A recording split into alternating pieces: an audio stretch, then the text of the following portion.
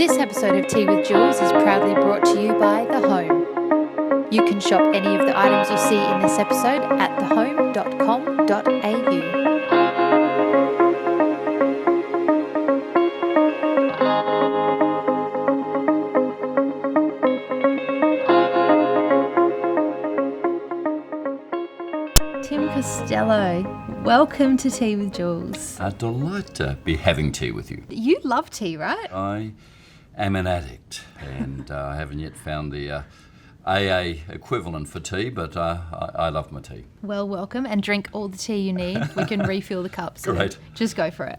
Well, thank you for being here. It's really an honour to have you. You have just recently, in May, announced that you are stepping down as the CEO of World Vision Australia.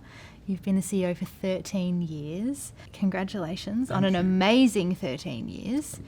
And you're going to be taking up the new role as Chief Advocate once the new CEO has been put in place. And I look at those 13 years and say, where did they go? They started very dramatically with the Asian tsunami, and I was up to Sri Lanka within 24 hours, and I wasn't prepared, just new in the role for what I saw, which was mass graves of children and women, because they are the ones that couldn't run as fast or climb a tree. The men were stronger and got away.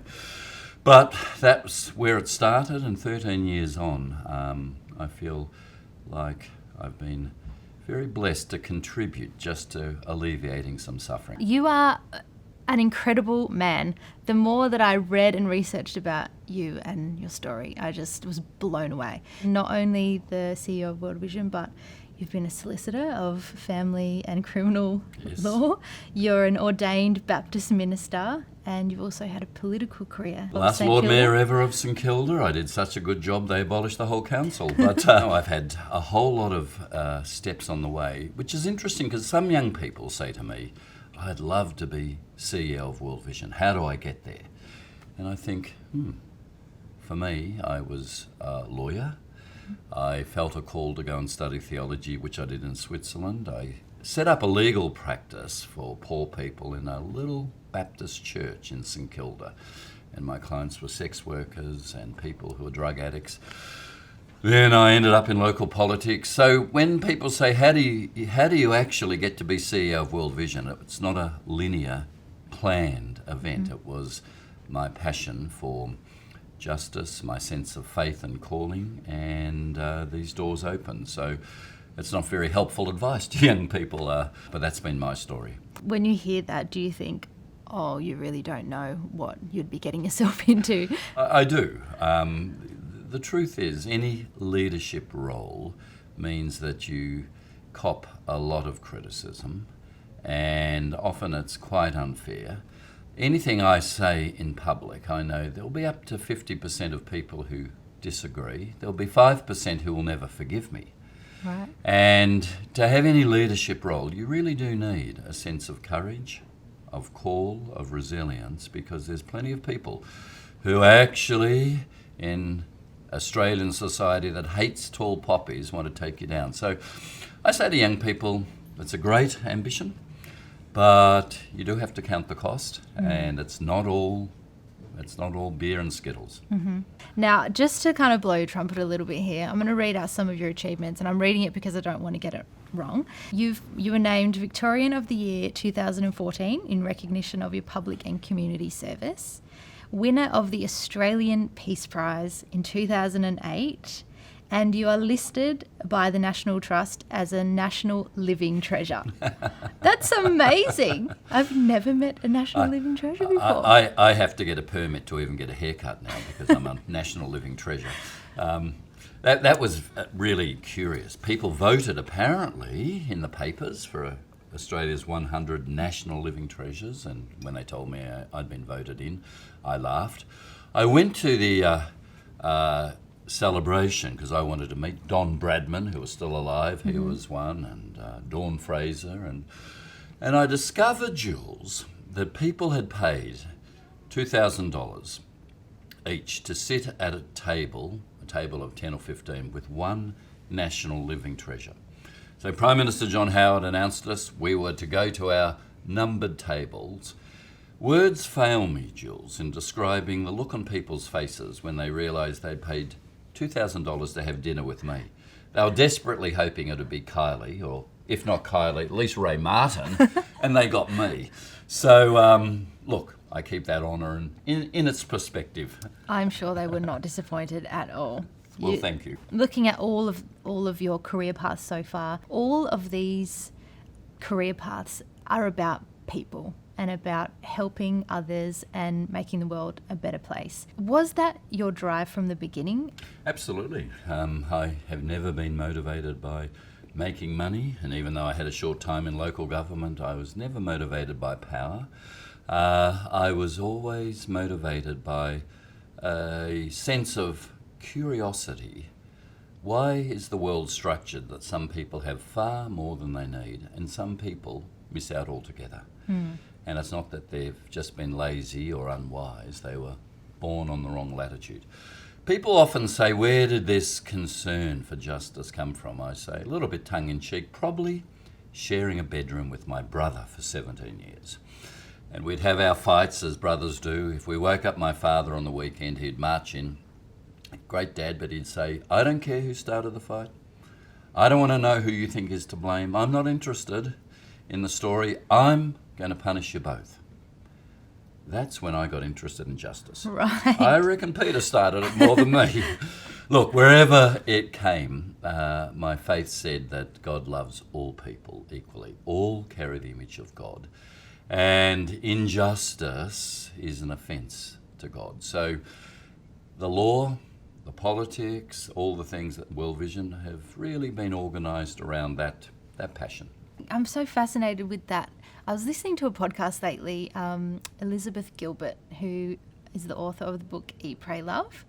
She's talking about, people that follow their passion and they know what they want to do and they follow that path and that journey. But then she said she ran into somebody that she was like, I don't have a passion, I don't know what that is. And then she's changed it from saying follow your passion to follow your curiosity. And that's exactly what you just said. Totally agree with that. I think we all have a question that frames our curiosity. For me, it was that question. Why is the world structured this way? Does the architecture of power have to be that some miss out altogether and others, are so blessed? I think when you stay close to that question, which is your question of curiosity, it's staying close to your true calling. And ask the question, how can that also intersect with the world's need? Because then I think it becomes a calling. So that's how I've approached my life. Your passion for humans and humanity is huge, obviously. What is it about humans that keeps this kind of fire burning? I find I'm a mystery even to myself, let alone how others are a mystery to me. And I have a picture of my identity and who Tim Costello is in persona, but there are things that happen in my emotions, in my reactions. And I really do think that that curiosity comes from really trying to explain that mystery. So humans have this great potential for good and generosity and empathy, and equally this great potential for cruelty and malevolence and greed and lust. Both are true. And when we deny that shadow side is there, we actually just do more damage to others because we're blinded. We aren't seeing the mystery that both are true. I think it is that sense of knowing that I'm still a mystery to myself, and in the relating to others, even helping them. And people like me have a high need to be needed. So if you're helping people, they need you. And I have to be honest, is this my need? Or is actually this really me meeting their need? And I think in that explaining of the mystery, you actually grow personally. What would be your advice to the younger generation who want to help the world? I would say to them that you can make a difference. When I started at World Vision 13 years ago, 30,000 children under the age of 5 died every day of preventable diseases, dirty water, malaria. Today, it'll be less than 15,000 kids that die Wow. under the age of 5. So when people say to you, you can't make a difference, you should laugh in their face. We are making a difference. And often we have this negativity of, oh, it's always the poor there and the world's crazy, and we give up. And it's a leave pass to really just say, I'm just going to look after me. I'd say to young people, you can make a difference. And secondly, it's just what we've been saying. Be curious. Follow the question that's your question. See where that takes you in terms of a particular focus of interest. And running an organisation like World Vision, I can only imagine the weight that you carry on a daily basis. How do you get through a day knowing that there is so much need? I am unbelievably inspired by the personal sacrifice of World Vision staff around the world in the toughest places, often at risk to their own kids, with a sense of love and commitment to the poor that really in some ways shames me. I'm in Australia, I'm in a comfortable place. So I'm inspired by the sacrifice, and what I see, that keeps hope alive in me. The other really important thing is to realise I'm not the Messiah. I can't wear the responsibility for all the suffering. That's where faith is profoundly important for me. It is God's world. I need and do believe He hasn't abandoned it. I've been in situations where mothers have handed me their children, knowing I can leave and I'm rich, and their child won't have a chance maybe of surviving in the country where I've been seeing them. And the guilt you feel, of course, saying no and not taking that child, that you can leave. There is a survivor guilt, and the only way I find to deal with that is saying, this is God's world, this is His responsibility. I will just do the bit I can. This could be a deep question right now, but I'm a church girl from way back, so I've been obviously brought up believing in God. But there's always that question of why. Why do we have it so great and other people don't? How would you answer that question? Yeah, I have no explanation for how God allows innocent suffering, a child who gets leukemia and a volcano that takes people out. I can give you some answers, but they don't even satisfy me. I don't know. I do not know. I certainly find in my faith an explanation for human suffering, not natural suffering, through greed and power and abuse. The Bible uses an old-fashioned word, sin, and it basically means the power over others. Rather than seeing the image of God in them, just like it's in me. That's why I think Jesus said, love your enemy, because even your enemy has the image of God. Good answer. Now, I had the absolute privilege of going on a trip with World Vision. I went to Sri Lanka, and so I was able to see firsthand the incredible work that World Vision does. I think the thing that impacted me the most about going on a trip and seeing it firsthand is that World Vision doesn't just give to give. They actually give, and then they equip, and then they empower the people to keep them independent, and I guess independent of having help. World Vision over 60 years has made every mistake there is to make and learned from it. And one of the mistakes in the very early days 60 years ago was you can just actually give some money to that child, that family, and that child's out of poverty. But then actually, how's that sustainable? Right. And what about the children that don't get sponsored? So 30, 40 years ago, World Vision says, before we start in a community, we will plan our exit. It will be maximum of 15 years, but we will leave. The money will stop. And very few organisations, before they start, plan their exit. Right. And that's because we said this has got to be a hand up, not a handout. This is actually about empowering you. The money will stop. This is about clean water and schools and health, but it's also about businesses. Our microfinance loans, largely to women. Every dollar a woman earns, 90 cents goes to the kids. In the developing world, every dollar a man earns, only 40 cents goes to the kids. Right. So back women in business, because you know they're going to look after the families. Right. So everything we do is empowering, starting businesses, dealing with the chronic poverty and leaving. Now we go back and we say, how's this going? And I can say hand on heart, it's fantastic to see communities standing on their own 2 feet without our resources, having been helped by child sponsorship and what World Vision does, actually in a very different place. So I know the model works. And Guy and I started a charity a couple of years ago, the Sebastian Foundation. So we, on a much smaller scale, of course, understand the importance of being diligent with other people's money and donations and making sure that every dollar is accounted for and open books, all the rest. And I know that World Vision, every charity gets kind of put in the spotlight as to, right, where did my actual dollar go? How do you answer that question? So we publish an effectiveness review which actually talks honestly about where it failed. No Right. other charities do this. Right. The marketers tell them it all just was a terrific success. Well, is that true anywhere in life? Mm-hmm. And that's why we've won the PricewaterhouseCoopers Transparency Awards twice in the 7 years they've been running.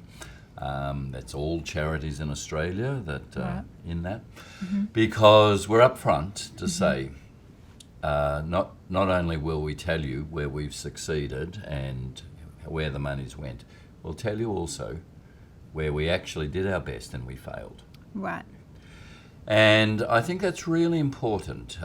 People need to actually understand that when they only measure charities by overheads, now our overheads are very low, we're very proud of that, it's about 20 cents in the dollar, so 80 cents going there. Mm-hmm.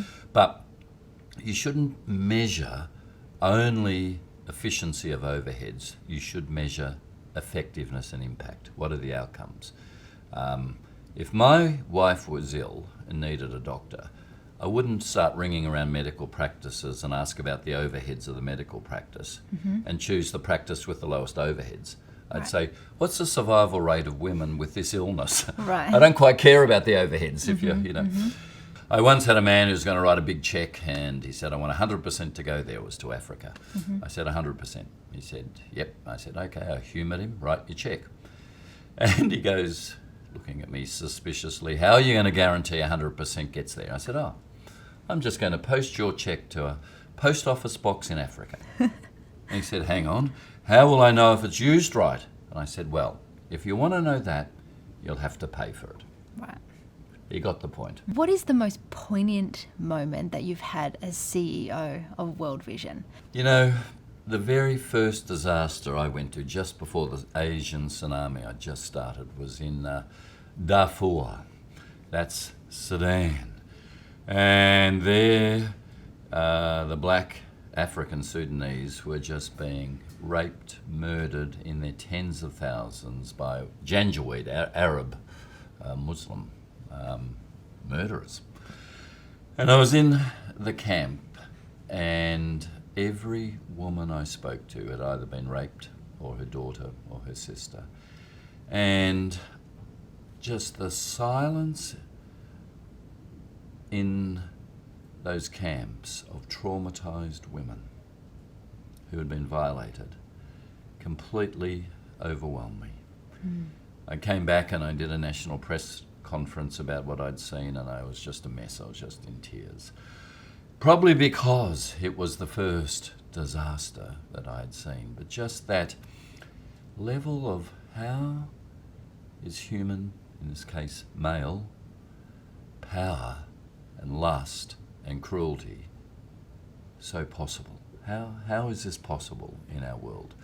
That really shook me up. I've been sort of a bit of an optimist. People are basically good, and I still believe that's largely true, and yet I saw the face of evil, and I realised this is actually deeper than just, we'll throw you a few dollars and you'll be fine. You've actually got to go deeper and deal with the heart too, and the mind and the attitudes. So how do you come home from that? Because you change forever in an instant. There are certain things in life that happen to you that change you in an instant. That would be one of them. Yeah. How do you come home from that and sit on the couch and have your cup of tea, talk to your wife, and go to sleep? You erect walls around your emotions. Because you can't function otherwise. Right.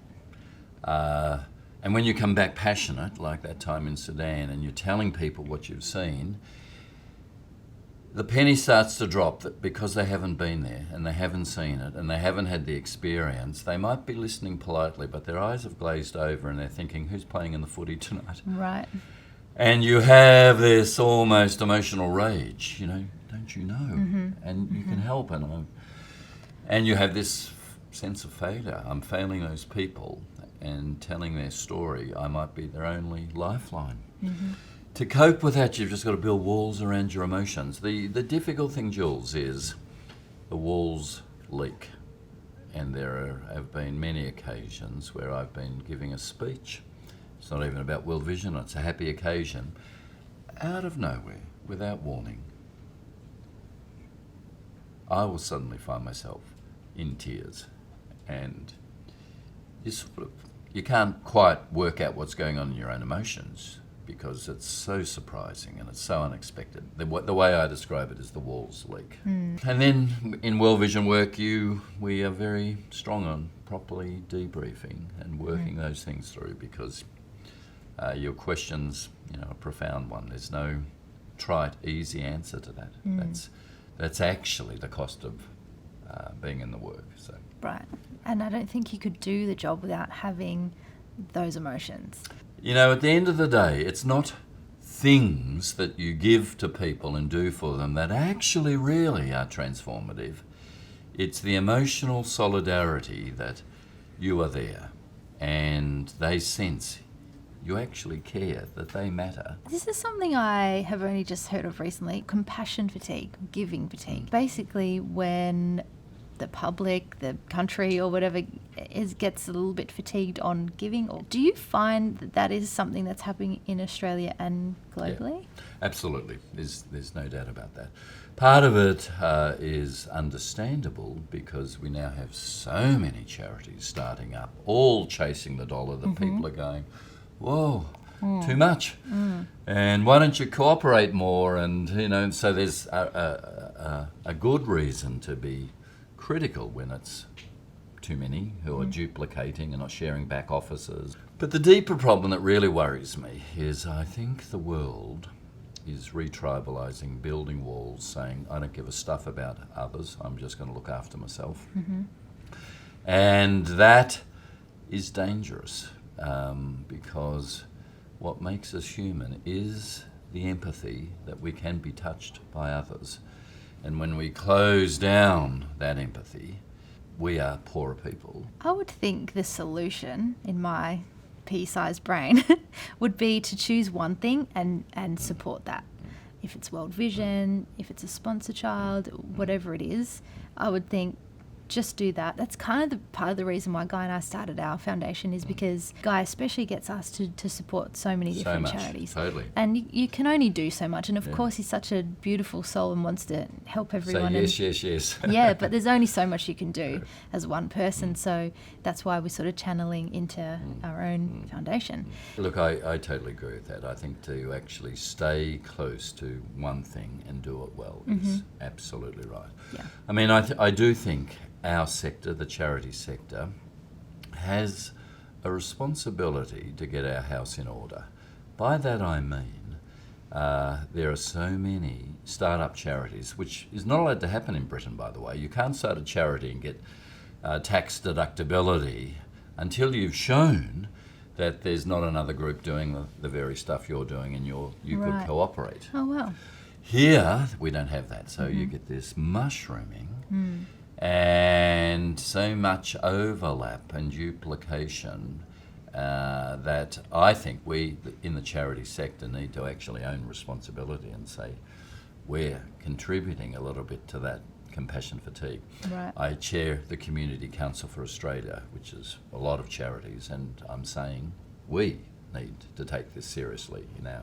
Now, Tim, you're a busy bee. You've got a lot going on and you're doing amazing things. Do you ever just wake up and think, I just can't really be bothered today trying to save the world?